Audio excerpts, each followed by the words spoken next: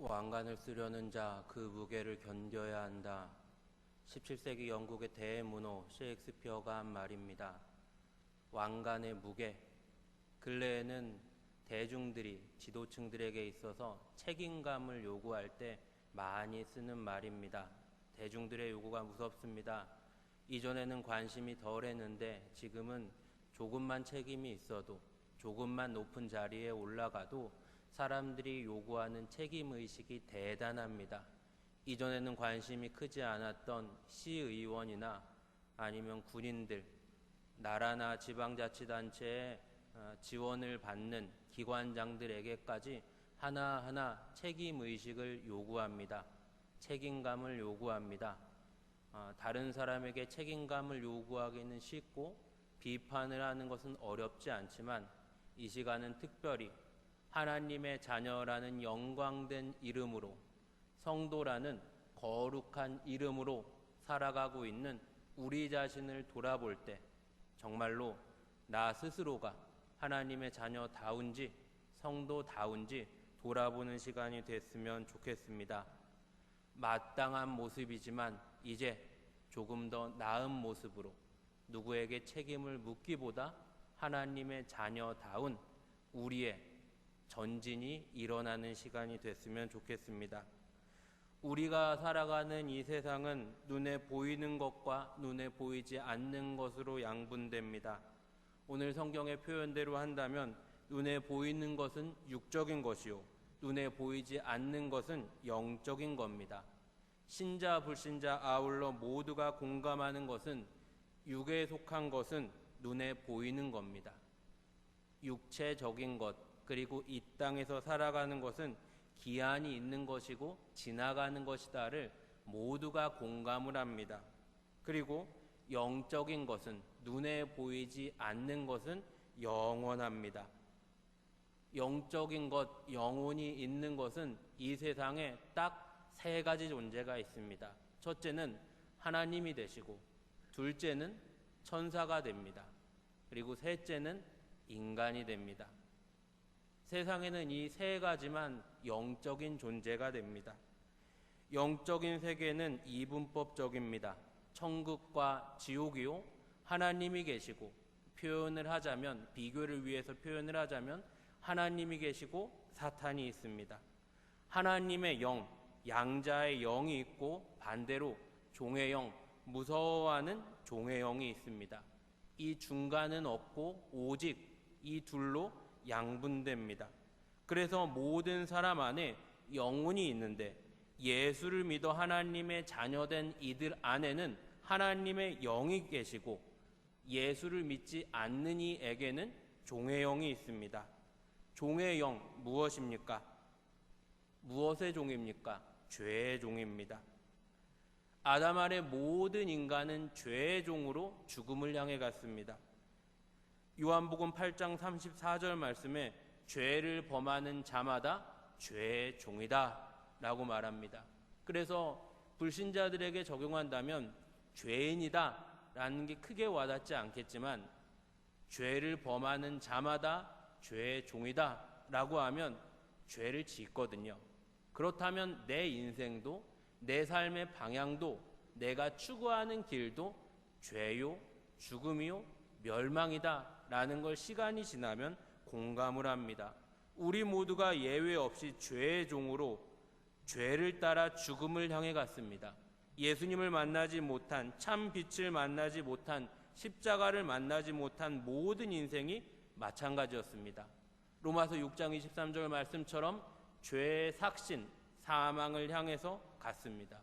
모든 인생들은 사망이요, 죽음이요, 저주요, 멸망이요, 고통이요, 심판이었습니다. 이런 죄인에게 어떠한 희망도, 어떠한 가능성도, 어떠한 선함도, 조금의 오름도 없는 우리 인생들에게 하나님의 영이 들어오십니다. 양자의 영이 들어오십니다. 오늘 성경의 표현대로 한다면 양자의 영이 들어오시는데, 양자의 영이 들어오시기에는 우리 안이, 우리의 모습이 너무나 더러운 겁니다. 너무나 죄된 겁니다. 그래서 하나님은 어떻게 하시냐면 독생자 예수를 보내셔서 죄 없으신 예수가 내 죄를 대신 뒤집어 쓰시고 십자가에서 죽으십니다. 거룩한 피 보혈을 흘리셔서 먼저 죄인된 우리의 죄를 씻으십니다. 그리고 나서 양자의 영이 들어오십니다. 성령이 들어오십니다. 그렇게 우리는 하나님의 영을 받았습니다. 들어오셔서 우리를 뭐라고 하시냐면 하나님의 자녀라고 하십니다. 하나님의 자녀다라고 하십니다. 다른 어떤 종교에서도 찾아볼 수 없는 이야기가 기독교에서 시작되는 겁니다. 하나님의 자녀다. 하나님의 아들이다. 아들을 붙들고 함께 가는 아버지. 이 모습이 기독교 신앙 안에서 그려지는 겁니다. 지금 하나님의 자녀라면 과거의 우리는 어떤 존재였습니까? 고아였습니다. 하나님 모르는 인생들은 영적으로 보면 고아였습니다. 이 고아라는 인식이 우리의 사고와 유대인들의 사고가 조금 다릅니다. 지금 우리 사고는 고아다라고 하면 부모 양쪽이 다 없으면 고아입니다. 유대인들의 사고에서 고아는 뭐냐면 아버지가 없으면 고아입니다. 어머니가 있어도 아버지가 없으면 고아라고 합니다. 왜 그러냐면 유대 사회에서 아버지는 어떤 존재냐면 법적 대리인이 됩니다. 아버지가 법적 대리인이기 때문에 법적 대리인이 없다면 남아있는 가족들은 유대 사회 안에서 어떤 법적인 보호도, 법적인 권익도, 법적인 혜택도 받지를 못합니다. 이 전제를 두고 성경을 본다면 조금 더 이해가 되십니다. 유대 사회가 얼핏 보면 남성 우월적이고 남녀 차별적인 사회처럼 보이기도 합니다. 그런데 유대 사회는 그런 사회라기보다 가정을 중시한 사회였던 겁니다. 가정을 중요시 여겼던 사회이고 가정 안에서 가장의 질서를 중요하게 여겼던 사회인 겁니다. 그래서 남편이 아빠가 가정에서 먼저 죽으면 계대 결혼을 시켰습니다. 남자 형제와 그 죽은 남자의 가까운 남자 형제와 결혼을 했습니다. 그건 왜 그러냐면 첫째로는 남아있는 가족들을 보호하기 위한 방법이었고 둘째로는 그 가정의 혈통을 지키기 위한 차선책이었던 겁니다. 하나님이 죄인된 우리의 아버지가 되어주신다라고 하는 건 유대 사고에서 본다면 하나님이 죄인된 우리의 아버지, 죄인된 우리의 법적 대리인, 죄인된 우리의 보호자가 되어주겠다고 말씀하시는 겁니다. 아버지가 되신다, 보호자가 되신다라는 명분만 말씀하시는 게 아니라 상속권까지 주시겠다고 하십니다. 아들 대우를 해주겠다고 하십니다. 이 일이 아버지 밑에서 자라신 분들에게는 크게 와닿지 않으실 겁니다. 저는 아버지가 일찍 별세하셨습니다. 일찍 별세하셔서 아버지에 대한 인식조차 없었습니다. 거의 없죠. 워낙 일찍 돌아가셨으니까. 그리고 그때만 해도 30년 전이니까 30년 조금 더 됐죠. 지금은 사회 여러 가지 제도가 복지가 있고 여러 가지 배려가 있습니다. 뭐 한부모 가족, 가정 정책 뭐 이런 말도 있지만 제가 어릴 때만 해도 뭐 편부, 편모, 엄마만 있다 편모, 아빠만 있다 편부 이런 가정으로 딱지를 붙였지 크게 배려해 주거나 도움을 주는 분위기는 아니었습니다. 그런데 하나님이 은혜를 주셔서 발걸음을 교회로 인도하시고 어린 시절에 성경을 읽는데 정말 큰 은혜는 믿음을 주셔서 성경이 믿어져요. 그러면서 기독교 신앙을 받아들이고 신앙생활을 하는데 한 가지 불편한 게 뭐냐면 바로 아버지입니다. 저는 아버지를 불러본 적도 없고 아버지에 대한 기억도 없고 아버지에 대한 인지조차도 없는데 성경에서는 교회에서는 계속 아버지를 말하는 겁니다. 조금 불편해요. 조금 불편한데 시간이 지나고 한번 생각해 보니까 아버지가 워낙 일찍 돌아가셨으니까 제게는 아버지가 계셨으면 좋겠다라는 생각이 거의 없었습니다. 거의 없었어요. 잠깐은 있었죠. 잠깐 예를 들어서 제가 군대에 간다거나 결혼을 한다거나 아니면 딸이 태어났다거나 그럴 때 잠깐씩은 있었는데 크게 있지는 않았습니다. 그런데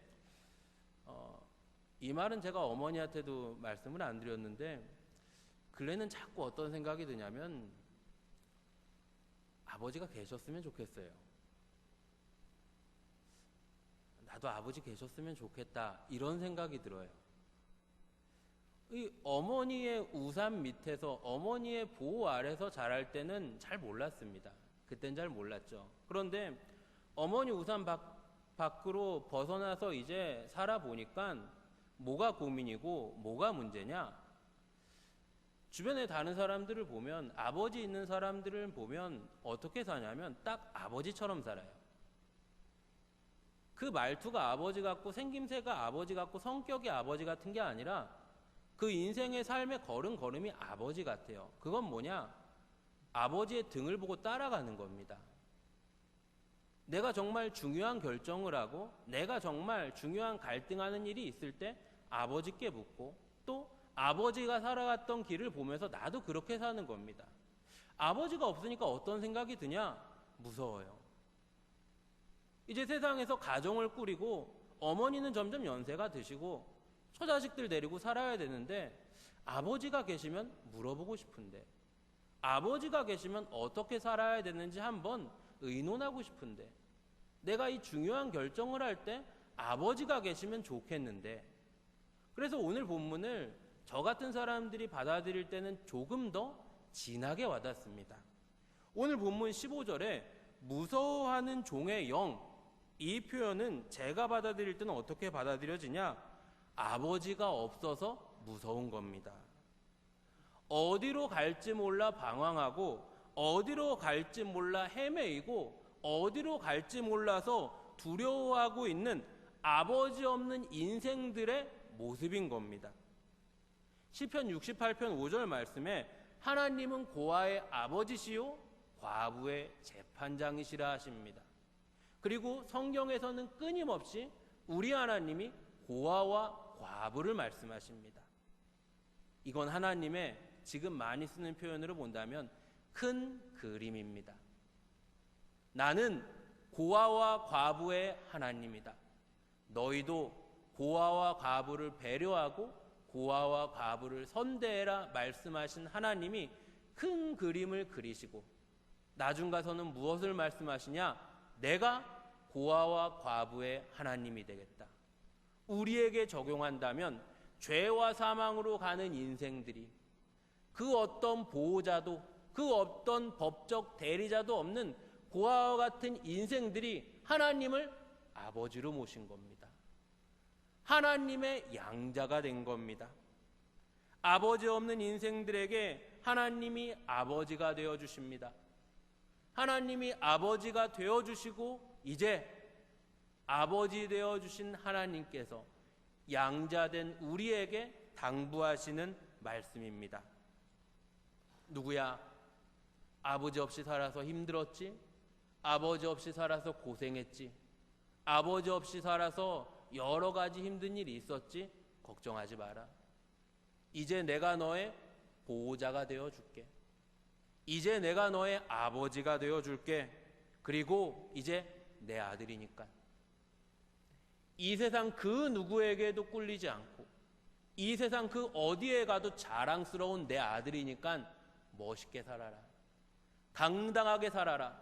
자랑스럽게 살아라. 어깨에 길을 펴고 살아라. 어떻게 살아야 되냐면 하나님의 아들답게 죄를 멀리하고 하나님의 아들답게 육신을 따라가지 않고 하나님 기뻐하시는 일을 하면서 살아가라 말씀하시는 겁니다. 그래서 오늘 너무도 유명한 로마서 8장의 말씀은 지엄하고 무섭고 무게 있고 어렵게 우리에게 다가오기보다 너무나 따뜻하고 너무나 인자하시고 너무나 자상하시고 너무나 사랑이 많으신 우리 하나님께서 아버지가 없어 헤매이던 인생들, 보호자가 없어 서러움을 당하던 인생들, 고아와 같이 내어버려졌던 인생들에게 다가오셔서 우리의 손을 잡으시고 우리를 다독이시고 우리를 위로하시고 우리를 격려하시는 말씀이 됩니다. 하나님이 먼저 우리를 아들이라고 불러주십니다. 굳이 이걸 말로 정의하자면 칭의라고 합니다. 불러줬다 하는 겁니다. 그리고 나서 우리가 하나님의 아들답게 살아야 됩니다. 하나님의 아들다운 삶이 요구됩니다. 이것도 굳이 말을 정한다면 성화라고 합니다. 칭의가 먼저 가고 성화는 따라갑니다. 너무나 안타까운 건 대부분의 성도들이 칭의로 끝냅니다. 하나님의 아들 됐다. 하나님의 자녀 됐다. 기쁘다. 행복하다. 천국 간다. 죄 좀 지어도 지옥 안 간다더라. 그럴 수 없습니다. 그럴 수 없습니다.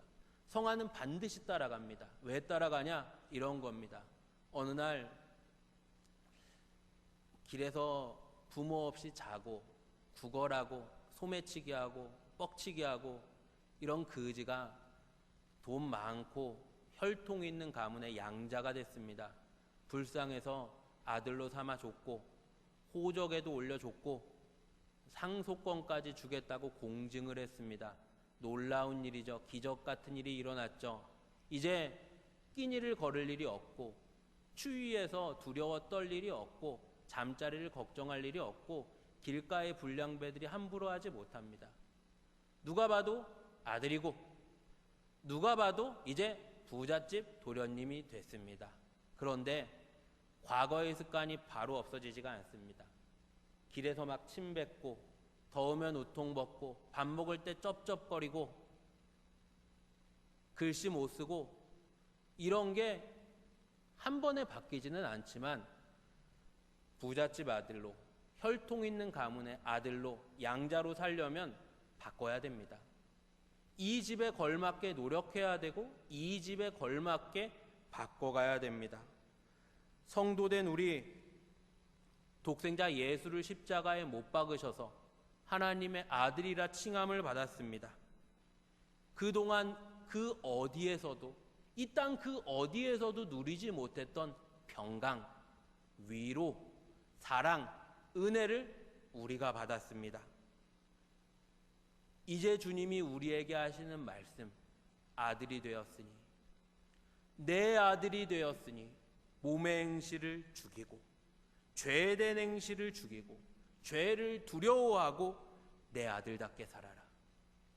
노력하고 애써서 사람들 앞에 내 아들됨을 자랑해라 하시는 겁니다.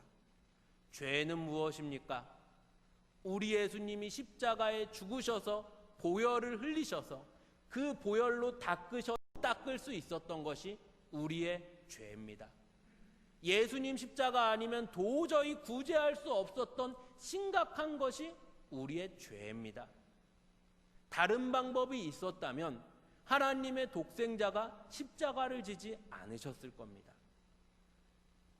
그렇기 때문에 양자된 우리, 하나님의 자녀된 우리는 이 죄에 대해서 오늘 본문의 표현대로 육신대로 사는 것에 대해서 정말로 경각심을 갖고 두려워해야 됩니다. 우리 예수님은 죄와 싸우기를 피 흘리기까지 싸우라고 말씀하십니다. 사도 바울도 그의 서신서에서 죄와 싸우기를 피 흘리기까지 싸우라고 요구하고 예수님 친히 피 흘리며 십자가를 지시고 죄와 싸우셨습니다. 그런데 성도된 우리의 모습이 죄에 대해서 너무나 둔감합니다. 너무나 둔감해요. 성도들이 하는 말 중에 정말 경악할 말 중에 하나가 뭐냐면 이런 말을 합니다. 사람들 다 그래요. 요즘 사람들 다 그래요. 이 일하는 사람들 다 그래요. 이게 성도가 할 말입니까? 그럴 수 없습니다. 성도는 죄가 무서워야 됩니다. 이 죄 때문에 우리 예수님이 십자가를 지셨는데 그 모진 수모를 당하시고 손가락질을 당하시고 죽임을 당하셨는데 무서워해야 됩니다. 예를 들자면 그런 겁니다. 마음으로 한번 답해 주시면 좋겠습니다. 대한민국의 주적은 누구입니까? 대한민국의 주적은 누구입니까? 북한입니다. 군복 입은 사람이 대한민국의 주적이 북한이라고 말하지 못한다. 이건 뭡니까? 총살감이죠. 금배지 달겠다고 하는 사람이 대한민국의 주적이 북한이라고 말하지 못한다. 이건 뭡니까? 사상범이죠. 성도의 주적은 무엇입니까? 밖에서 교회를 욕하는 사람들입니까? 인터넷 댓글로 교회를 비아냥거리는 사람들입니까? 내 옆에 있는 사람입니까? 성도의 주적은 무엇입니까? 죄입니다. 똑같은 겁니다. 성도가 죄를 주적으로 여기지 않는 것, 성도가 죄를 죄로 말하지 못하는 것, 너무나 무서운 일이고 너무나 끔찍한 일인 겁니다. 성도의 기준은 하나님의 말씀이 됩니다. 우리 죄를 용서하시려 우리 주님은 십자가를 지셨습니다. 왜요? 우리 죄가 너무나 무겁고 중했기 때문입니다. 우리는 그런 사랑과 그런 은혜를 받았습니다.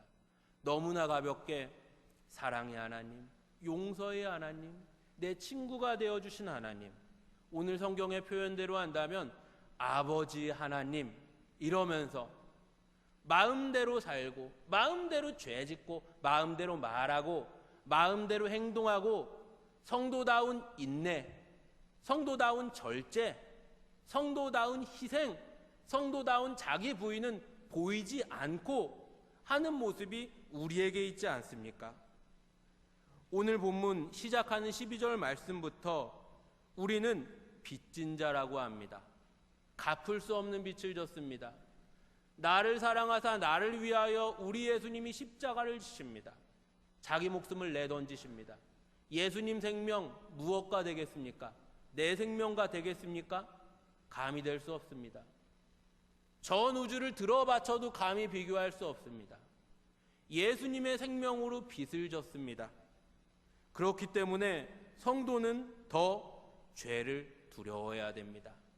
성도는 세상이 전부이고 세상을 기준으로 삼고 살아가는 세상 사람들과 다릅니다. 우리는 우리의 소망을 하늘에 둡니다. 세상은 세상의 소망을, 모든 소망을 이 땅에 둡니다. 우리는 우리 안에 하나님의 영, 양자의 영을 받았습니다. 세상은 그 안에 하나님을 모르는 이들은 두려워하는 종의 영을 받았습니다. 같습니까? 비슷합니까? 전혀 다르죠.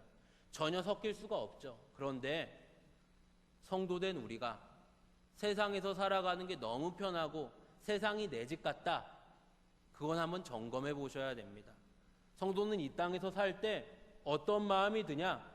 남의 집 같아야 됩니다. 저 하늘이 내 집 같아야 되고 이 땅은 남의 집 같아야 됩니다. 세상은 저 하늘은 남의 집 얘기고 이 땅이 내 집 같습니다. 여러분들 신앙을 점검하십시오. 여러분들의 소망은 어디 있습니까? 여러분들의 나라는 어디 있습니까? 여러분들의 기쁨은 어디 있습니까? 여러분들이 눈으로 보는 비전은 어디 있습니까? 하늘입니다. 하나님의 나라입니다. 이 일이 양자의 영을 받아 하나님의 자녀 되어 죄와 싸우는 우리의 일상, 욕심대로 살고 싶지만 정욕을 죽이고 하나님의 자녀로서 성도다운 언행, 우리에게 하나하나가 쉽지 않습니다. 고난으로 다가옵니다. 그런데 오늘 성경은 이 고난을 뭐라고 말하냐? 영광이라고 말합니다. 영광이라고 말합니다. 왜 영광입니까? 나중에 예수님 다시 오셔서 하나님의 나라가 완성되고 천국이 펼쳐질 때 우리 주님 우리를 칭찬하시고 우리 주님 우리를 높이실 겁니다. 잘했다, 충성했다, 정말 잘했다. 이 땅의 것과 비교할 수 없는 영광으로 우리를 드높이실 것이고 그때에는 맑고 밝고 찬란한 천국에서 주님과 함께 살 겁니다. 그런데 나중에 천국으로만 영광되지 않습니다. 우리가 이 땅에서 주님 가신 길을 따라갈 수 있다는 것 자체가 영광입니다. 우리 주님 당하신 고난을 나도 당할 수 있다는 것 자체가 영광입니다. 많은 사람들은 넓고 편안한 길로 가지만 우리 주님이 가셨던 좁고 협착한 길을 감히 죄 많고 악하고 약하고 의지 없고 보잘것없고 초라하고 음란하고 게으르고 교만한 내가 예수님을 따라 힘없지만 뚜벅뚜벅 넘어지지만 용기 내서 한 걸음 한 걸음 갈 수 있다는 것 자체가 영광인 겁니다. 명예인 겁니다. 사랑하는 성도 여러분, 하나님 우리를 양자라고 부르십니다. 양자되어서 하나님의 아들답게, 성도답게, 자녀답게 살아가는 일상이 만만하지 않습니다. 세상에서 공감받지 못하고 지지받지 못하고 사람들에게 박수받지 못합니다. 그러나 우리 주님 가신 그 영광의 길 우리가 따라가야 됩니다. 성도된 우리 하나님을 아버지로 모시고 살아갑니다. 말씀을 지키고 충성하고 순종하는 좁고 협착한 길을 갑니다. 고아와 같은 내게 주님이 다가오셔서 아버지 없이 헤매이고 아버지 없이 방황하고 아버지 없이 서러움 당하는 내게 주님이 다가오셔서 내 손을 잡아주시고 상한 나의 마음을 위로해 주시고 흘린 나의 눈물을 닦아주시고 내 아버지가 되셨습니다. 아버지 되신 주님께서 이제 우리에게 아버지의 하나님의 아들답게 살라 말씀하십니다.